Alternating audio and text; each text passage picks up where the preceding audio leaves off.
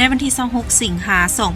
2026นี้พลโทวันทองกองมณีคณะเลขาธิการศูนย์กลางภาครัฐมนตรีกระทรวงป้องกันความสงบได้ลงเคลื่อนไหวติดตามกวดกาและชี้นำการปฏิบัติหน้าที่เวียกงานของเจ้าหน้าที่คณะเฉพาะกิจแก้ไขอาชญากรรมทางอินเทอร์เน็ตการพนันออนไลน์ขันกระทรวงป้องกันความสงบที่ได้ลงม่างกลุ่มแก๊งก่ออาชญากรรมดังกล่าวอยู่2จุดเป้าหมายคือ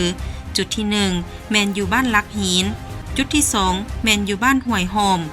ซึ่งทั้ง2จุดนี้แมนขึ้นกับเมืองสีโคตบองนครหลวงเวียงจันทน์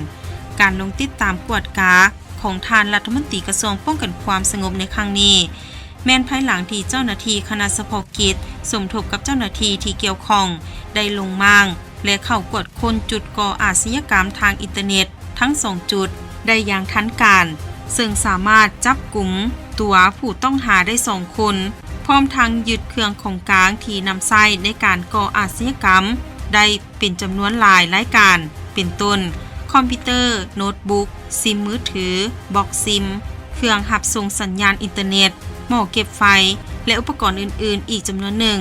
แสดงให้เห็นถึงความเอาใจใส่และความเด็ดเดี่ยวในการต้านกวดล้างแกงก่ออาชญากรรมทางเทคโนโลยีที่ส่งผลกระทบต่อความบ่สงบ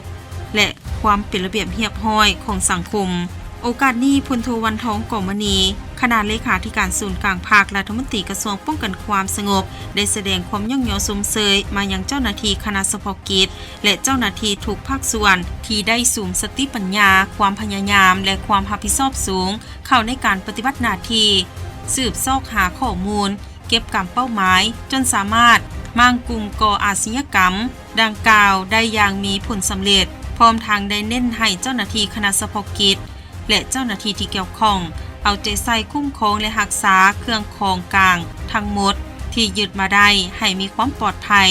และถูกต้องตามระเบียบการเพื่อใช้เป็นหลักฐานในการดำเนินคดีตามขั้นตอนของกฎหมายอย่างเข้มงวด